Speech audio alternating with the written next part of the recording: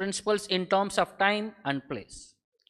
All the great acharyas or religious preachers or reformers of the world executed their mission by adjustment of religious principles in terms of time and place. There are different climates and situations in different parts of the world. And if one has to discharge his duties to preach the message of the Lord, he must be expert in adjusting things in terms of the time and place. Bhismadeva was one of the 12 great authorities in preaching this cult of devotional service, and therefore he could receive and welcome all the powerful sages assembled there at his deathbed from all parts of the universe. He was certainly unable at that time to welcome and receive them physically, because he was neither at his home nor in a normal healthy condition. But he was quite fit by the activities of his sound mind, and therefore he could utter sweet words with hearty expressions, and all of them were well received. One can perform one's duty by physical work, by mind, and by words, and he knew well how to utilize them in proper place, and therefore there was no difficulty for him to receive them, although physically unfit.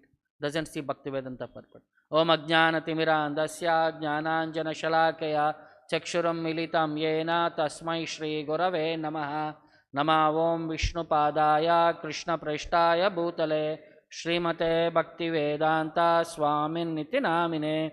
Namaste Saraswate Deve Gauravani Pracharine Nirvishesha Shunyavadi Paschatya Deshatarine. Jaya Shri Krishna Chaitanya Prabhu Nityananda Shri Advaita Gadadara Shrivasadi Gaura Bhakta Vrinda. Hare Krishna Krishna Krishna Hare Hare, Hare Rama Rama Rama Hare Hare. The last session we saw Bhismadeva. He was on the deathbed, and all the great sages with along their disciples had visited him to the place where Bhismadeva was lying, Kurukshetra. So how Bhismadeva received them is mentioned in this verse here. So he is Vasuttamaha, the best among the Vasus. So Tan Sametan Mahabhagan. So all the great and powerful rishis who had assembled there, Mahabhagan, greatly fortunate persons there. Upalabhya Vasuttamaha. He received them and welcomed them. Bhismadeva, who is known as Vasuttamaha. Pujya Masa Dharmajna. Because he is Dharmajnaha, for he knew perfectly all the religious principles. Deshakala Vibhagavit. Because he was expert in time and place. How to receive? According to different times and different places. So in the purport, Prabhupada explains about those who are expert religionists. They perfectly knew the art of principles according to time and place by referring great acharyas and all preachers. They know accordingly. And Bhismadeva was an expert because he was one of the Mahajanas. So he was very expert in religious principles. And his expertise is exhibited here in the form. Although he was physically unfit, but he was quite fit by his sound mind. So he could utter sweet words with hearty expressions. So nobody was offended in the process. Everybody were very satisfied.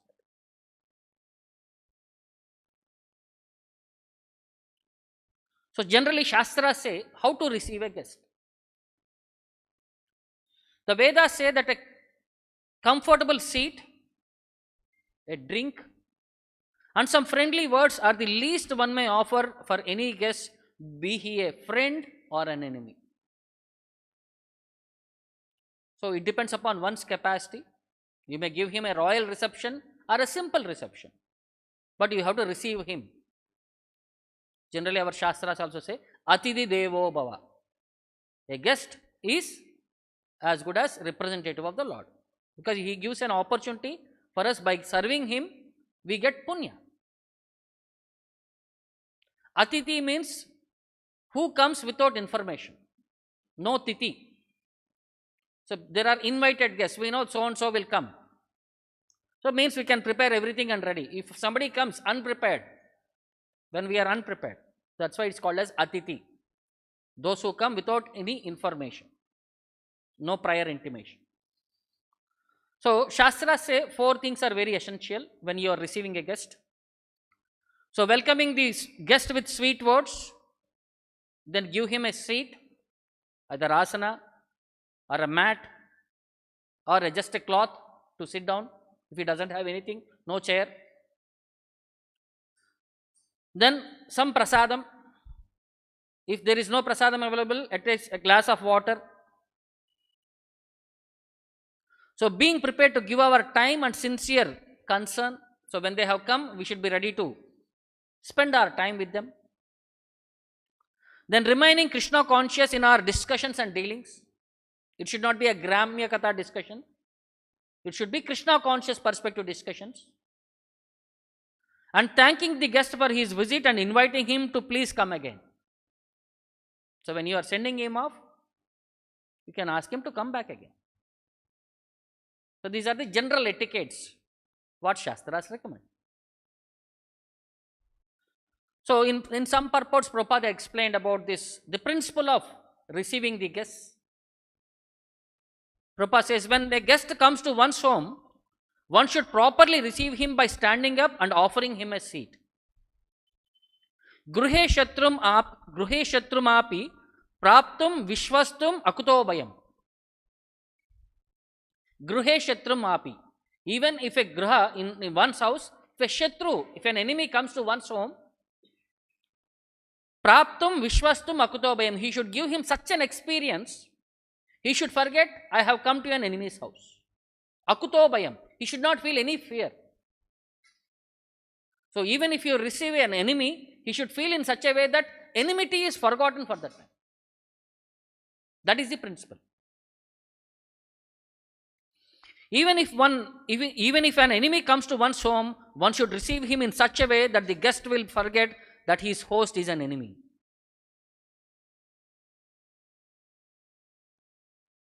So, even if an enemy is coming, you will be able to take care of him so nicely. If a friend, a relative comes, how nicely you will take care. So, one such example is there in Krishna's personal behavior. When Lord was there in Dwaraka, Sudama, a poor Brahmana, had come to visit him. So, at the time, Lord was seated on his bed. Rukmini Devi was serving him. So, as soon as he saw Sudama from a distance, he got up from his bed, went to personally receive Sudama, personally hugged him, made him sit on an asana, washed his feet, sprinkled that water on his head and on his entire family members, then gave him a comfortable place so that he could take bath, get rest. Then he was given comfortable food. After that, he is taken care that all his basic amenities are taken care. Then the discussion started.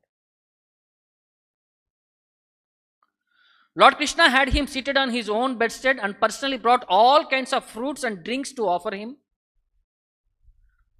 Because he was playing the role of an ordinary human being, Lord was executing all his duties perfectly.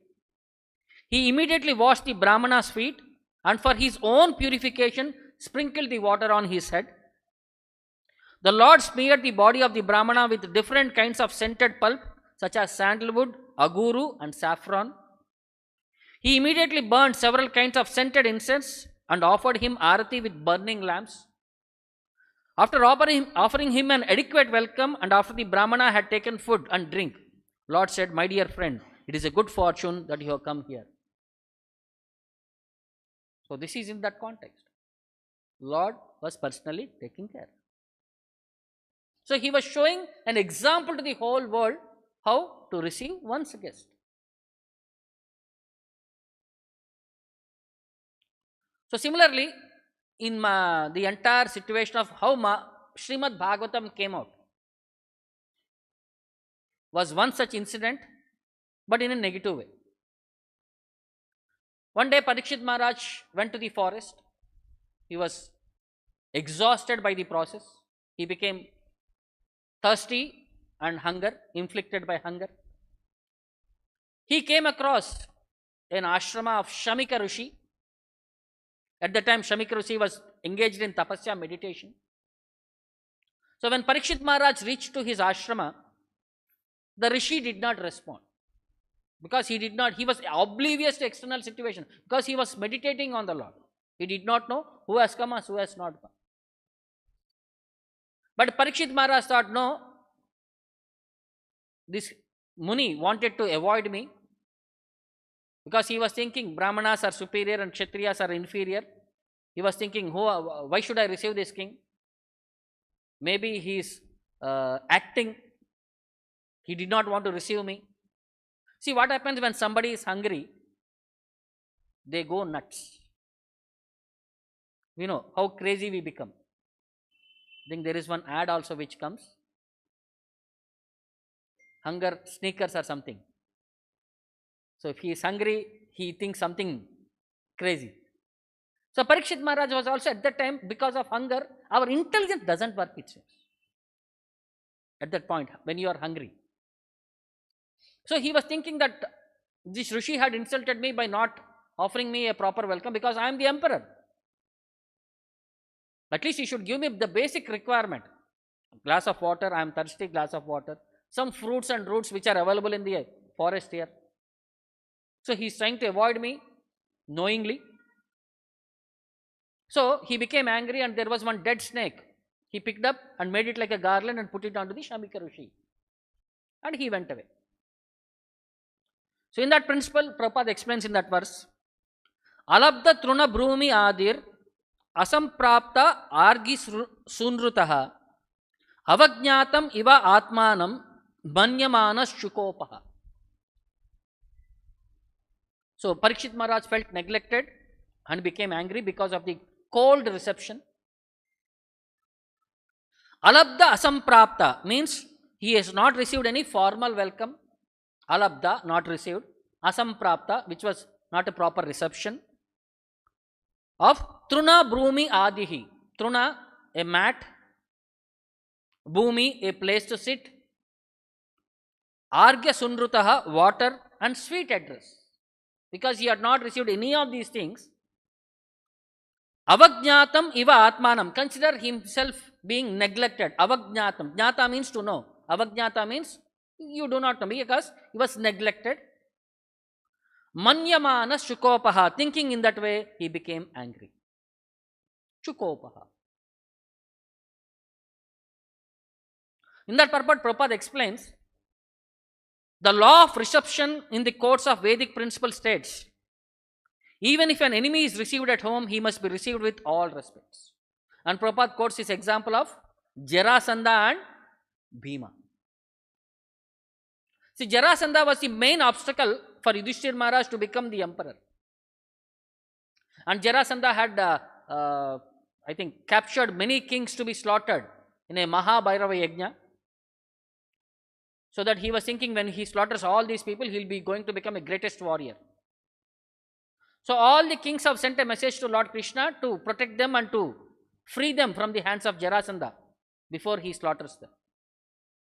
And Yudhishthira Maharaj sent a message to Krishna that he is going to start Rajasuya Yajna. So please come and help. So at that time, Krishna was in his assembly. He was discussing with all his associates. What is the best principle? Should I go and attack Jarasandha, or should I go and support Yudhishthira Maharaj? So Uddhava, who was the prime minister of Lord Krishna, he suggested an intelligent way. He said, first you go and support Yudhishthira Maharaj.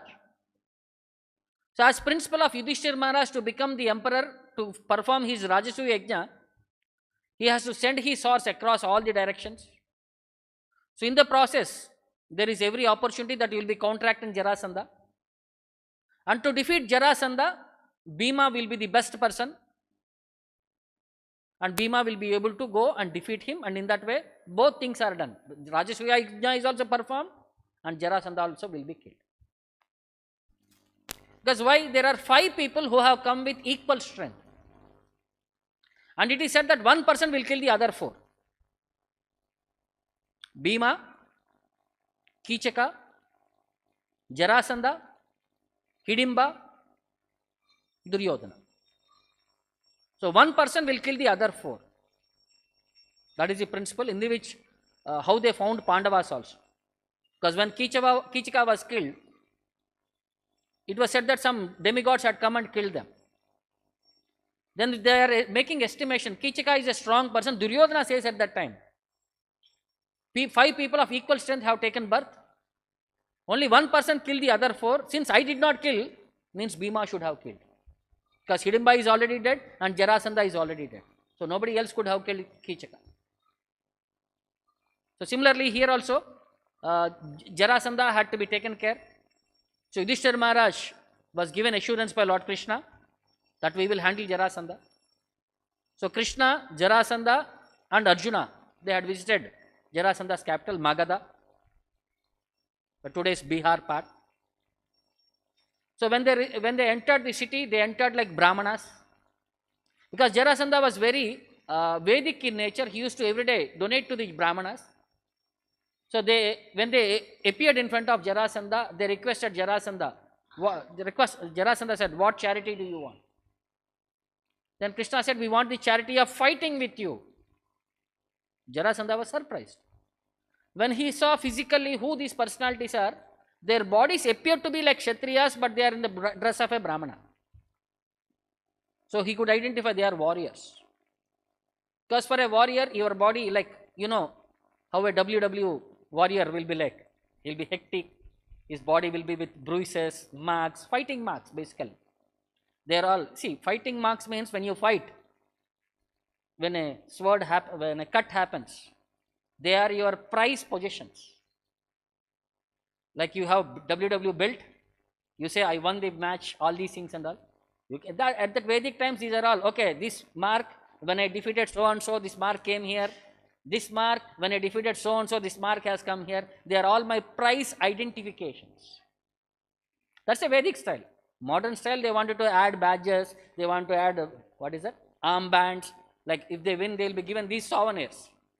Vedic times, so the souvenirs are marks on your body. So then they introduced themselves. He said, he is Bhima, he is Arjuna, and I am your dear friend Krishna. Because there is always enmity between Jarasandha and Krishna. 18 times there was fighting. So when Jarasandha was informed, Jarasandha could know that he said, "I don't want to fight with Arjuna, he is a bacha. And I don't want to fight with you, with Krishna, because you are a cheater. You ran away from the battlefield. Ranchor you are. I will fight with Bhima, my equivalent capacity." So every day there was fighting. So morning till evening they were fighting, and evening they were received as perfect guests. For 28 days this fighting happened. And result was not coming because nobody was getting defeated.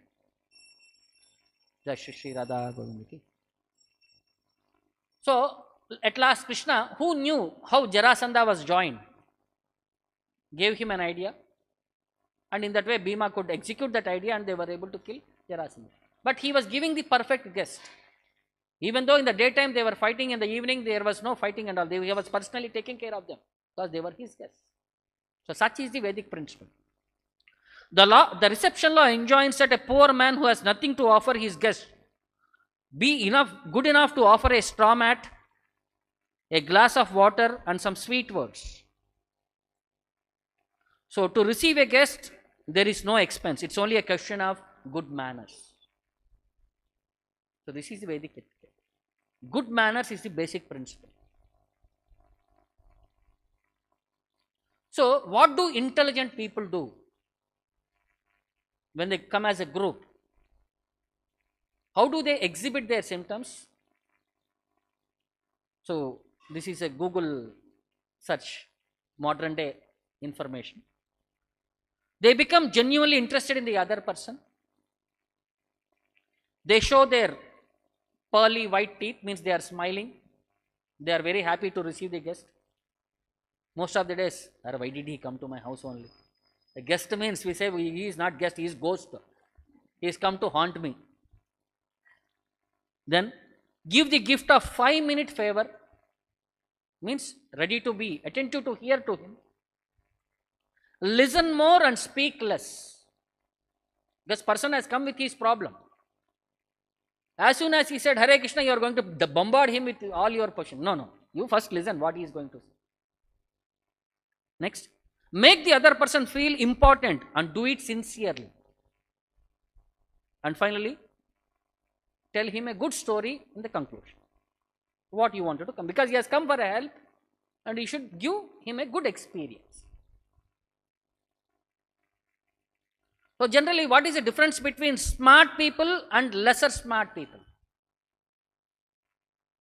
Smart people listen more, less smart people talk more. Now you guess who you are. You listen more or talk more? Next, smart people talk about ideas, lesser people talk about people. So when they are in a group, smart people talk about ideas. The other people gossip about others. He is like that, he is like that, he is like that. Smart people take action, lesser people procrastinate. Smart people do not boast about themselves, but less smart people are showy off. Smart people are humble, the lesser people are arrogant. Smart people believe in producing results, but the less smart people believe in process. So these are the technical differences. So if you are a smart person, we are not here for exhibition. We are here for the purpose.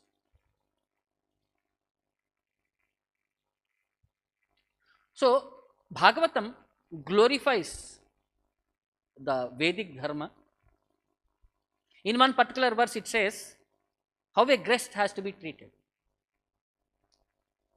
Acharyo Brahmano Murtihi Pita Murti Prajapatehi Brata Marutpater Murtir Mata Sakshat Kishitistanu Dayaya Bhagini Murtir Dharmasya Atmatiti Swayam Agner Abhyagato Murtihi Sarva Bhutani Chatmanaha.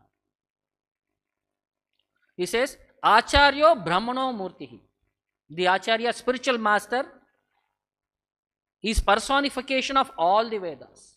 Acharya Brahmano Murtihi. He is the personification of all the Vedas.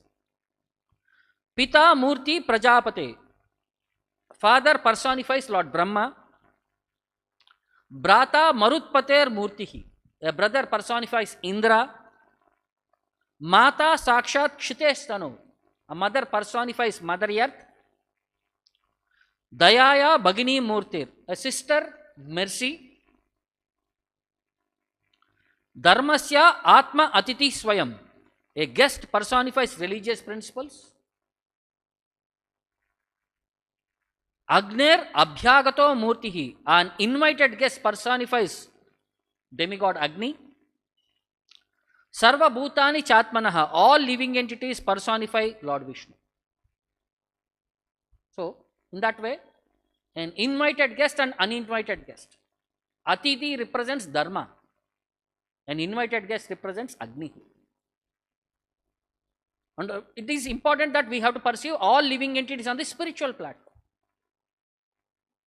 And the best person in this example to show us Rantideva. A great king, great emperor, but he lost his kingdom. He had to come back. He has a big family, huge family. He had to survive in the forest for 48 days without water also. No food, no water. On the 48th day, he had received a feast, food with drinks and water and everything and all. So when he divided the food among his family members, at that time a Brahmana had come. So receiving him as a proper guest, Rantideva gave him his share of food. That person ate and went away. Then a Shudra has come. He was given his share and went away. At last a Chandala has come. He was given. And finally one more person came. Only drinking water was there. One glass of water. Even he gave that glass of water without any resentment. So generally there is only one item and 10 people are there and you are the first person to stand there. We would not like to share with others. We'll be like At least externally not, but internally I'll be little dissatisfied. Why I have to share with others? After many days I am getting this sweet, and there are many other share people to take this. So, but Rantideva, he exhibited his perfect nature. So when he gave everything back, then that Brahmana, then all the demigods appeared there. They were the one who had come to test Rantideva. So in charity, Rantideva was great personified. But he received his guests properly. He did not discriminate. A Brahmana has come, a Shudra has come, a Chandala has come. He did not discriminate. Whatever was there, he was able to serve them nicely. Even though at the sacrifice that he was hungry for 48 days. He said receiving a guest is prior opportunity. Because he was an emperor. He knows the rules and regulations. So what is this Vasuttamaha, Bhishma was considered as the best of the Vasus. So what was the story, how he had to come in the form of a Bhishma, one of the Vasus? So there were 8 Vasus, and Shastras describe their names as, see, different Puranas give different names. Drona, Prana, Dhruva, Arka, Agni, Dosha, Vastu, Vibhavasu. There were the 8 Vasus. So they represent various elements of Mother Nature like earth, water, fire, wind, sky, sun, stars and moon. So there was one great Rishi by name Vashishta. He had one Kamadhenu by name Nandini. So because of this Kamadhenu, he was able to perform all his sacrifices. Because Kamadhenu means it will be able to produce whatever one's desire is. And Brahmanas, what they require some ghee for the sacrifice and some ingredients as Naivedya for the sacrifice. So the cow was able to produce all the things which are required for the sacrifice, and everything was going on very nicely. So this cow was in their ashrama and used to go outside and graze and come back. One day all these Vasus were on a picnic. They came to the same area. When they saw this beautiful cow, so one of the Vasu by name Dyu and his wife, she asked, what is this cow? What is so special about this cow? So Dyu explained, this is the cow of Vasishta. Her name is Nandini. She is the daughter of Surabhi. So she was able to give anything desired, and her milk is so glorious that anybody drinks her milk, they will be able to survive for next 10,000 years free from old age and disease. So when this was said, the wife of that Vasu, she had one friend who was very sick. So she wanted the milk of that cow to be given to her friend, so that she will be able to live a long life and both of them will be able to have that friendship. So she requested her husband. So as soon as she said that, he forgot that it is a great Rishi's cow. Now my wife, first time she is asking something, I have to satisfy her. So he, along with his brothers, kidnapped that cow and brought it. So when Vashishta came back home, he could understand that cow is not there. By his divine vision, he could see what had happened. So he immediately cursed the Vasus. Because they have fallen away from their act of stealing the cow, they are to be punished that they have to take a human form of life. So as soon as they heard the curse, they came back, submitted the cow back, and they fell down at the Rishi's feet and please begged forgiveness to reverse the curse. But Vashishta said, no, once it is done, it is done. The only thing which can be done was, now he reduced the curse, because it was because of one Vasu, all the other Vasus had to accompany him. So the other Vasus will take birth and die immediately. The one Vasu will live the life of all the other Vasus. So that's why Ganga Devi had 8 sons. The first 7, as soon as they took birth, they were thrown in the water and they quit their body and became the Vasus back. But the one person who had committed that sinful activity became as Bhishma, and he has to stay for the life of all the other Vasus compensate. So this is the backstory from Mahabharata.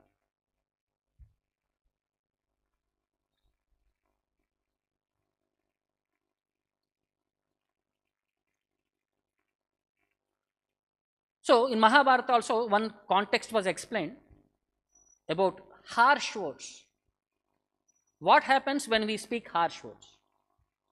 Because sometimes that's what we said, when we become hungry, when we become crazy, we don't know what comes out of our mouth.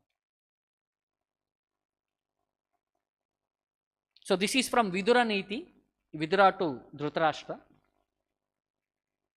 Abhyavahati kalyanam vividam vak shubhashita saiva durbhashita rajan anartayayo upapadyate.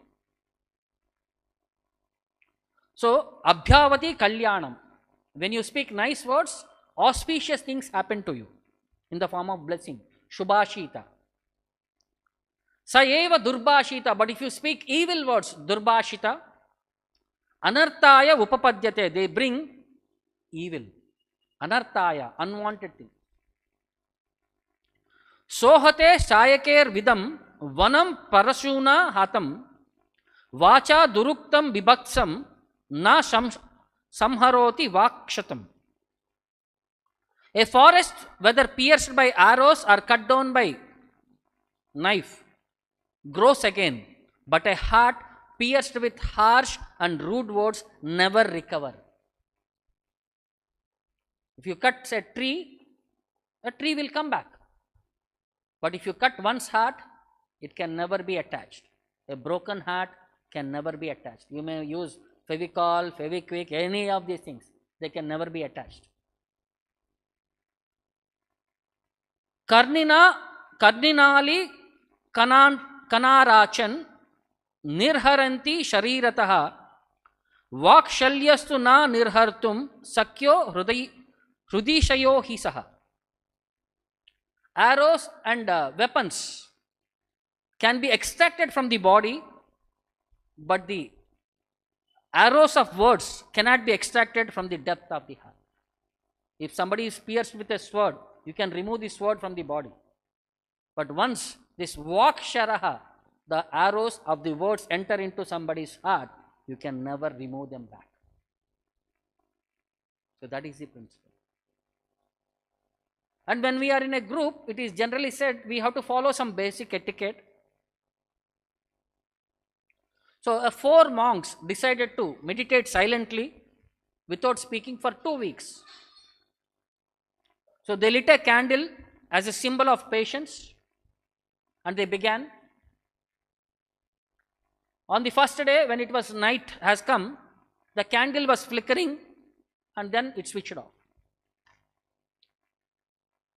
The first monk said, "Oh no, the candle is out." The second one said, "We are not supposed to talk." The third one said, "Why must you two break the silence?" And the fourth man laughed and said, "I am the only one who did not speak."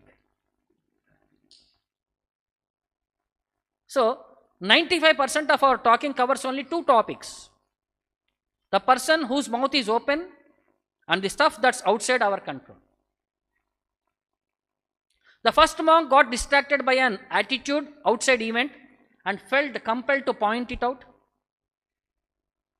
He could have just relit the candle. Simple solution. He could have relit the candle. The second man complained or reminded everyone of the rule which is already broken. He could have just kept meditating. He could have just, the third one vented his anger. "Why both of you are speaking? We are not supposed to speak." He could have stayed calm. The fourth man carried away by his ego. So he was thinking, "I am the successful person who did not speak." So what all 4 have in common is that they share their thoughts without filtering them. So none of which added anything to improve the situation. If there had been a 5th and wiser person, what he would have done? Remain silent and keep meditating. So the simple principle is, the less you talk, the more you listen. Listening leads to learning. The whole principle is how to learn more. So how to listen more.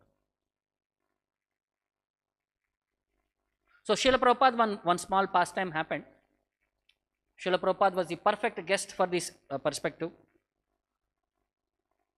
So, because Prabhupada was famous, many other Swamijis used to come and visit Prabhupada.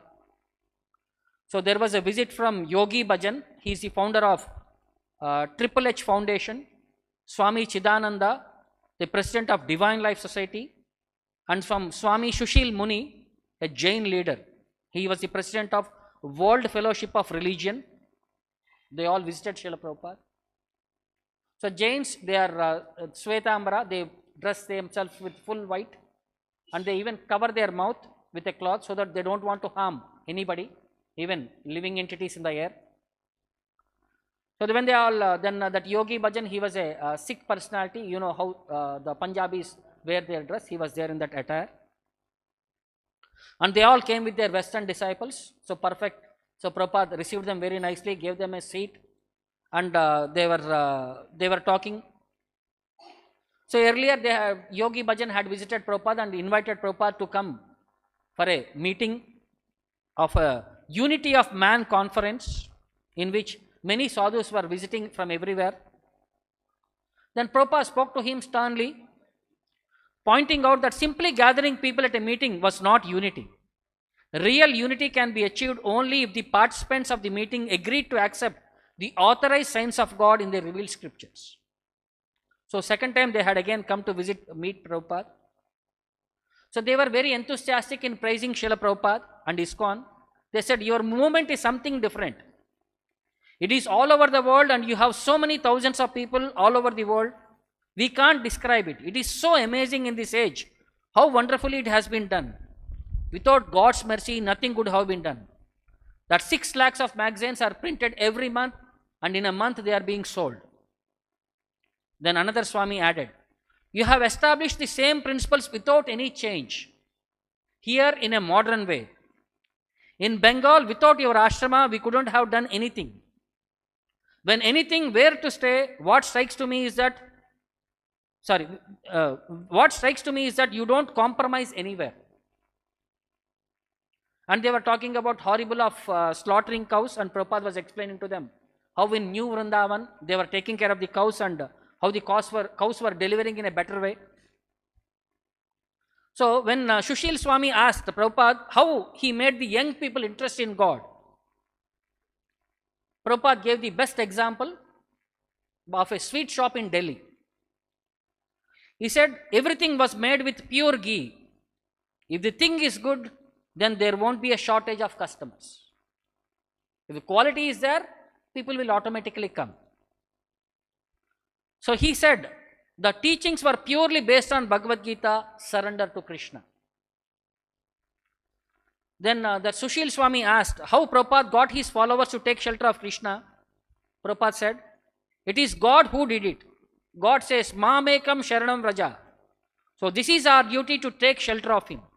Lord Chaitanya said, Yare deko tare kaho, Krishna Upadesh. Whoever you meet, just preach about Krishna. And I don't have any my Upadesha. It is Krishna's Upadesha. So we just keep on saying them. Krishna do like this and that we do. So this is our secret. I am totally against manufactured religion. Evam parampara praptam. This is what Krishna says. It has to be received in the parampara system. Then again Sushil Swami asked, how could he brought together many people? Prabhupada quoted a verse, Kirata Hunandra Pulinda Pulkasha. Everybody can be purified by the mercy of the Acharya. So then Prabhupada said, what about your fellowship? It's called World Fellowship of Religion. Then Prabhupada was saying, I told you before, there is not going to be any unity. So in that way perspective, they were all trying to say, they were trying to accommodate various things, but Prabhupada was trying to prove to them. Krishna says, Dukkhalayam Ashashvatam, there is suffering. You cannot stay in this world. You have to leave. The main problem is birth, death, old age and disease. So we are not anxious to adjust these things, but we are here. We are not addressing the real problems. So then they asked, what can we do about this birth, old age, disease and death? Then Prabhupada started preaching them about Bhagavad Gita without any disagreement. All his guests were listening attentively. Consider him as a great learned spiritual master, potent in performing Hindu Dharma.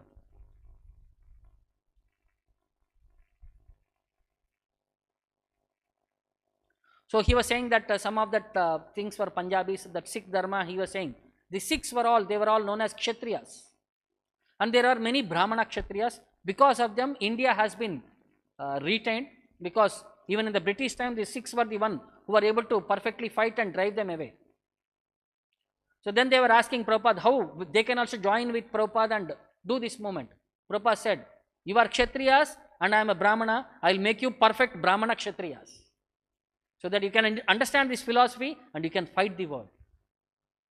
In that way, we will be able to do good to the society. In that way, Prabhupada was taking care of them, giving them an opportunity to understand philosophy without hurting their sentiments also.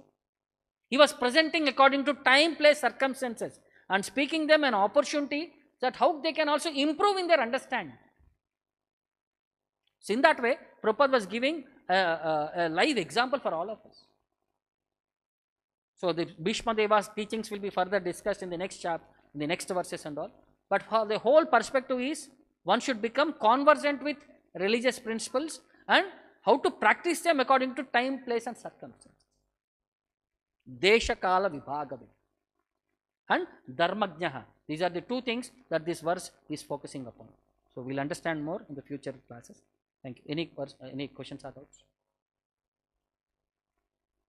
ग्रंथराज Shrimad Bhagavatam की, जगत गुरु शिला प्रभुपाद की, निताय गौर प्रेमन.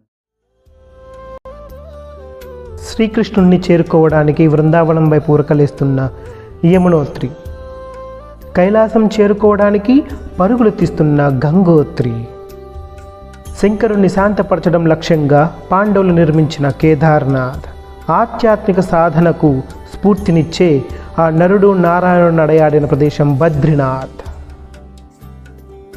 ఈ 4 ధామాల దివ్య దర్శనమే మన చార్ధామ్ యాత్ర ప్రతి భారతీయుడి ఆకాంక్ష. రండి ఈ మహోన్నత యాత్రలో భాగస్వాములమవుదాం. హరే కృష్ణ గోల్డెన్ టెంపుల్ వారి మరో అపురూప కానుక హరే కృష్ణవాణి ఆధ్యాత్మిక మాసపత్రిక. ఇప్పుడు మొబైల్ యాప్ ద్వారా కూడా సులభంగా పత్రికలు చదువుకునే సౌకర్యం, వార్షిక సభ్యత్వం, భగవద్గీత, భాగవత ప్రవచనాలు, స్ఫూర్తి సందేశాలు, ఇంకా మరెన్నో సదుపాయాలతో హరే కృష్ణవాణి మొబైల్ యాప్ నేడే డౌన్లోడ్ చేసుకోండి. మరిన్ని వివరాల కోసం కాల్ చేయండి 913310